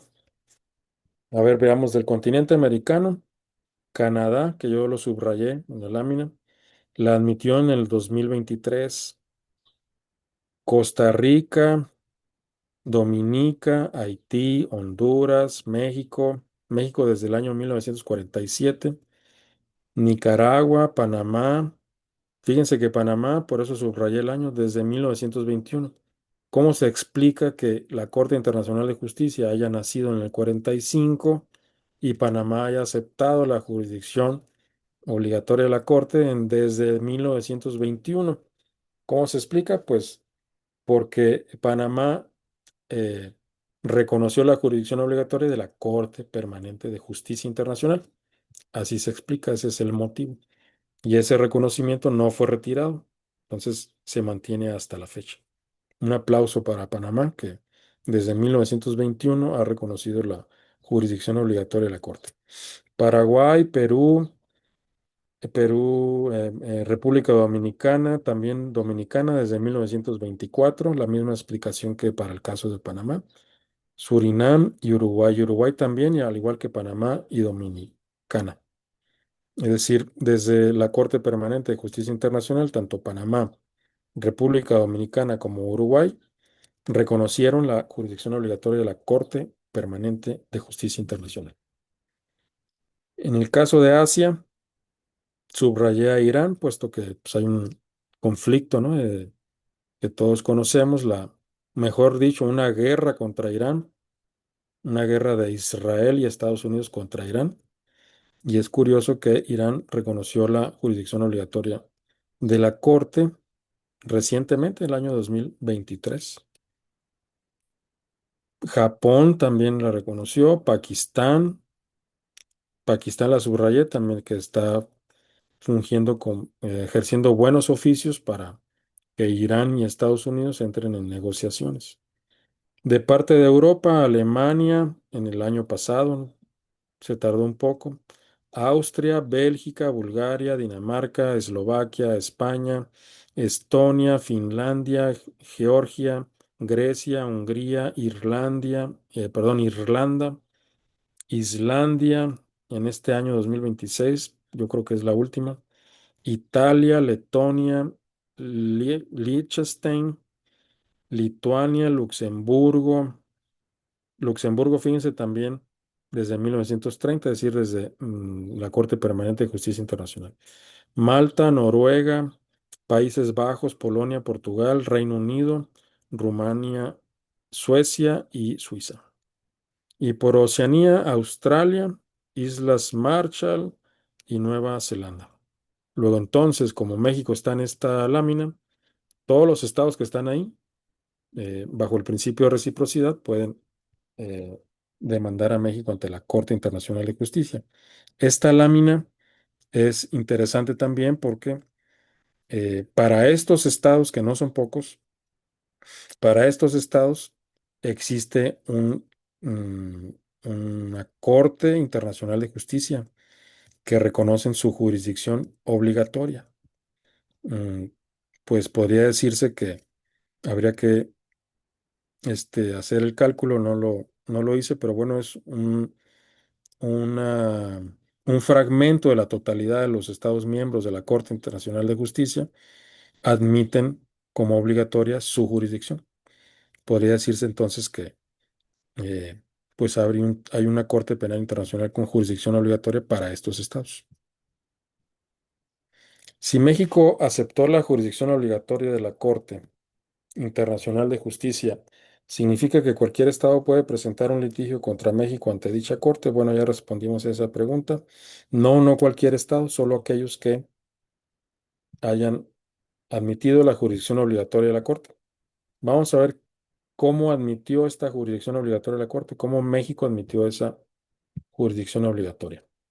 Dice la lámina, pueden ver que en en las notas, como se muestra en la lámina, la parte que está subrayada. Se abren comillas, de conformidad con el artículo 36, párrafo 2, que está también aquí en la lámina. Voy a hacer una pausa y entro al artículo 36, párrafo 2 del Estatuto de la Corte Internacional de Justicia, que dice lo siguiente. Artículo 36, párrafo segundo.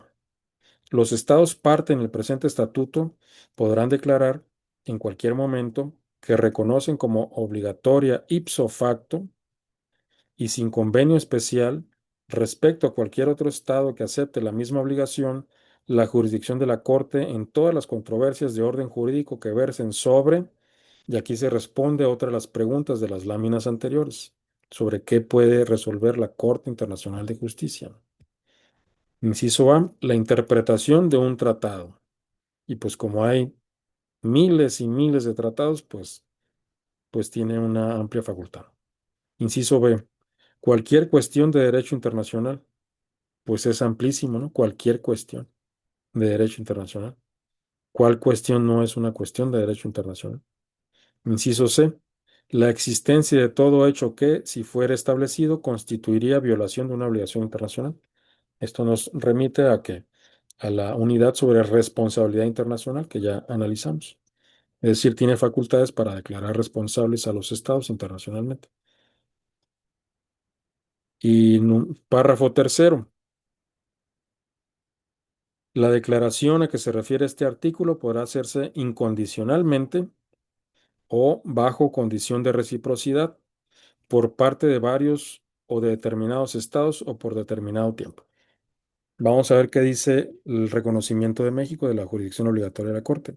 Repito, dice México, de conformidad con el artículo 36, párrafo 2 del Estatuto de la Corte Internacional de Justicia, adoptada en San Francisco el 26 de junio de 1945, México formuló la declaración sobre el reconocimiento de la jurisdicción de la Corte Internacional de Justicia el 28 de octubre de 1947 en los siguientes términos.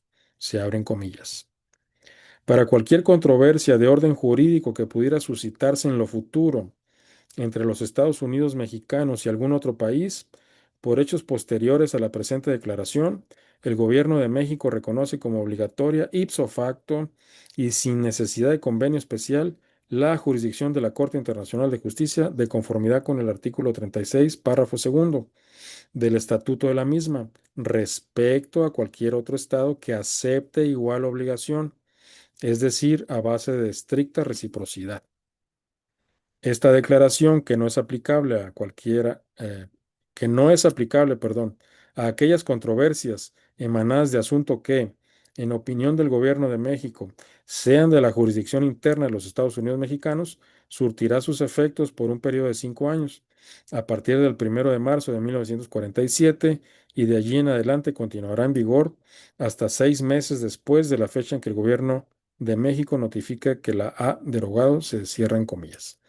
Luego entonces la respuesta a la pregunta, cualquier estado puede presentar un recurso contra México, no cualquier estado, solo aquellos que hayan admitido la jurisdicción obligatoria de la Corte, al igual que la admitió México.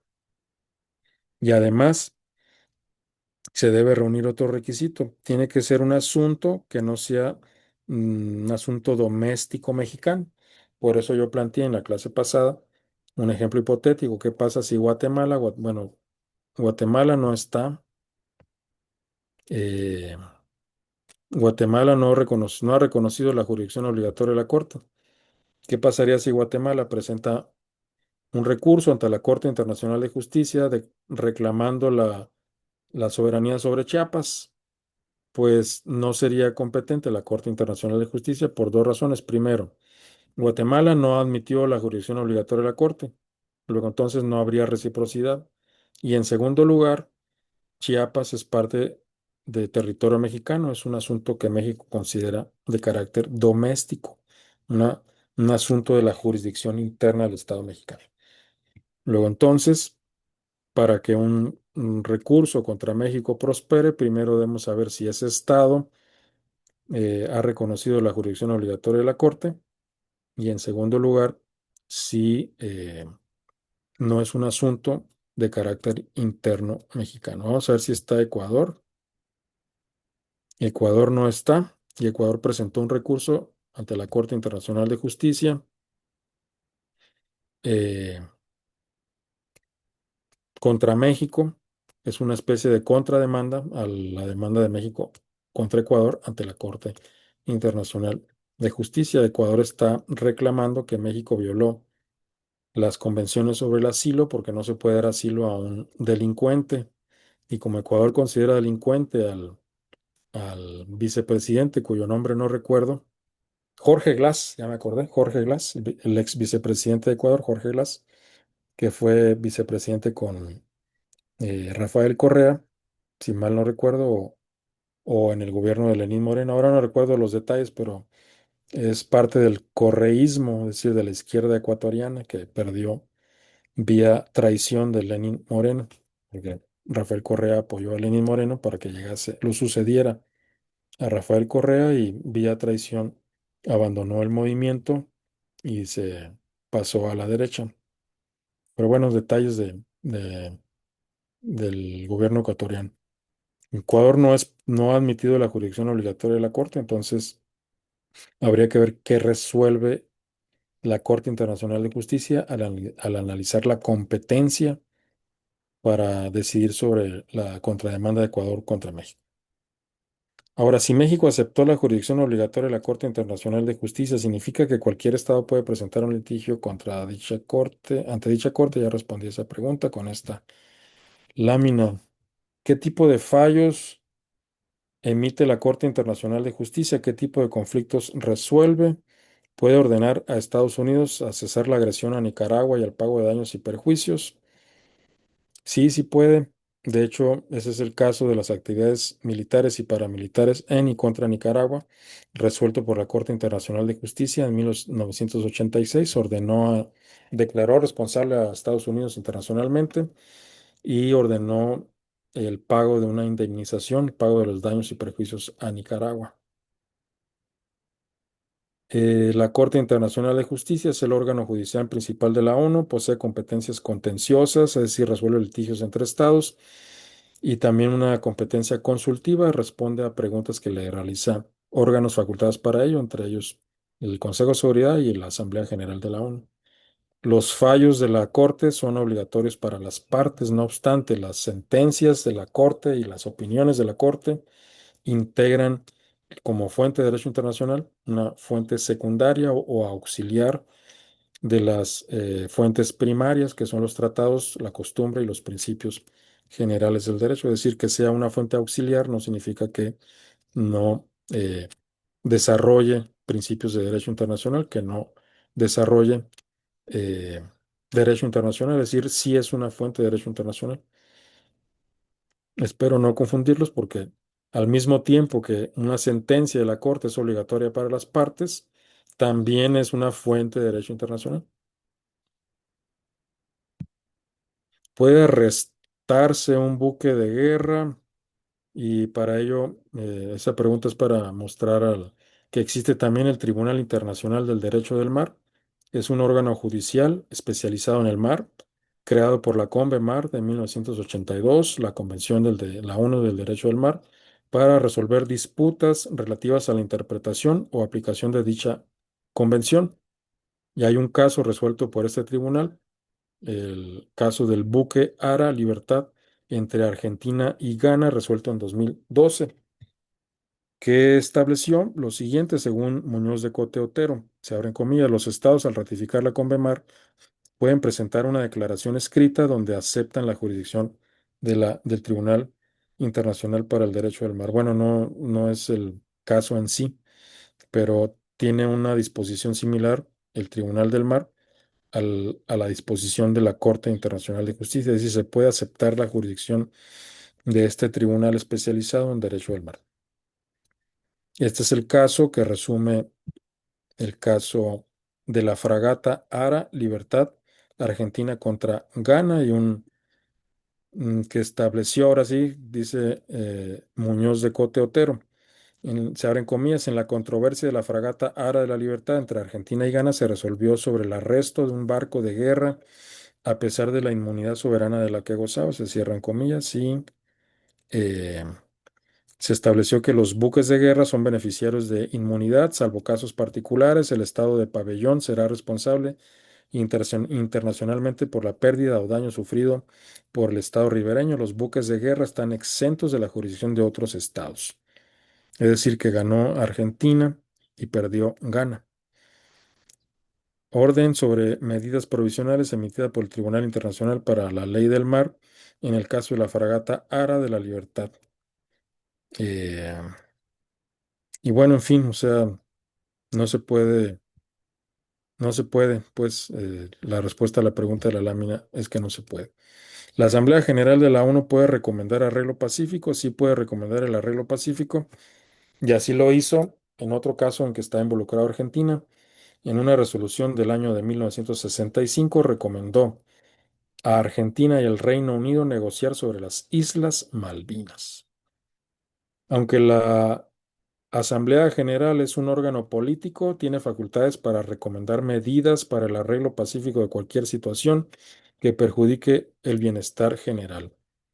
Dice Max Sorensen en su manual, se abren comillas, el poder de la Asamblea General consiste solo en recomendar, instando a las partes a negociar o adoptar algún otro procedimiento pacífico.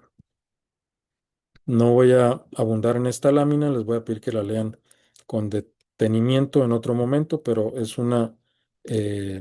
la resolución de la Asamblea General de la ONU en que se define agresión. ¿Qué debe entenderse por agresión? Es sinónimo de ataque armado. La agresión es el uso de fuerza armada por un Estado contra la soberanía, la integridad territorial o la independencia política de otro Estado o en cualquier otra forma incompatible con la Carta de la ONU. Esta resolución es una guía del Consejo de Seguridad.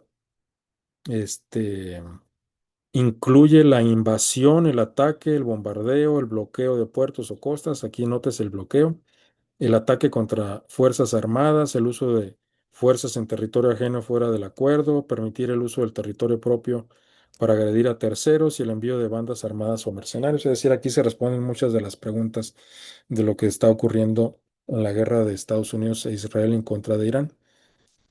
Y les pido que lean con atención en otro momento. Esta lámina, perdón por hacerme publicidad a mí mismo, es un resumen de un artículo, de un capítulo del libro en homenaje a Manuel Becerra en el que participé, fui invitado y también les invito a que lean esta lámina en otro momento sobre qué debe entenderse por guerras híbridas. O bueno, lo voy a mencionar. Es el uso, me cito a mí mismo, se abren comillas, es el uso combinado de fuerzas bélicas regulares junto con otras irregulares, actividades informativas, ciberinformativas, diplomáticas y financieras que complementan las acciones de la guerra tradicional, se cierran comillas. Pretende la destrucción de la reputación o parte de la guerra híbrida es destruir la reputación interna y externa del adversario, promoviendo el divorcio entre el poder militar y la población, se cierran comillas. Es probable, de hecho esa impresión tengo yo, que los recientes acontecimientos entre Estados Unidos y México hacen parte de la guerra híbrida. Estados Unidos nos está haciendo guerra híbrida buscando destruir la reputación del gobierno mexicano. Y bueno, esta es una captura de pantalla del texto y ahí está el texto de mi autoría. Les invito a leer ese texto. La Asamblea General de la ONU puede emitir resoluciones vinculantes. En general, no emite resoluciones vinculantes porque son recomendaciones las resoluciones de la Asamblea General, pero hay cierto tipo de resoluciones de la Asamblea General en la segunda fila de esta tabla, en que se hace alusión al artículo 17 de la Carta de la ONU, en que la Asamblea puede decidir sobre el presupuesto de la ONU, y esa decisión sobre el presupuesto de la ONU no es una recomendación, es una resolución de la ONU que es obligatoria. Cuando la Asamblea General admite nuevos miembros de la ONU, esa resolución no es recomendación, es una obligación.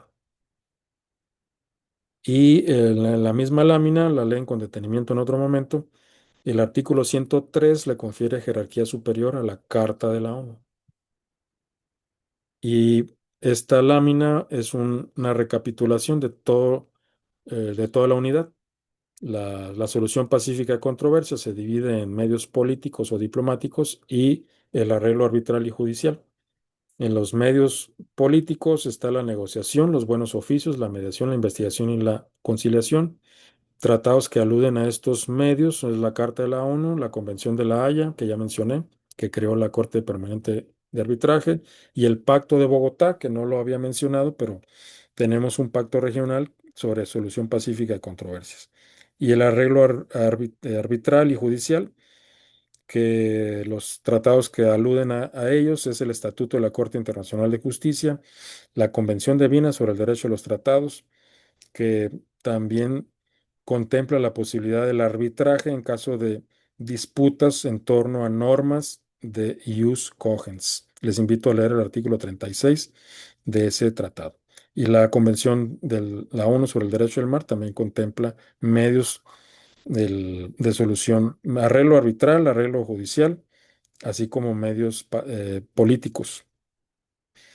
E institucionales, que es el recurso a organismos regionales o acuerdos especiales, está contemplado en la Carta de la OEA, en el Tratado de la Unión Europea y en los mecanismos de la OMC.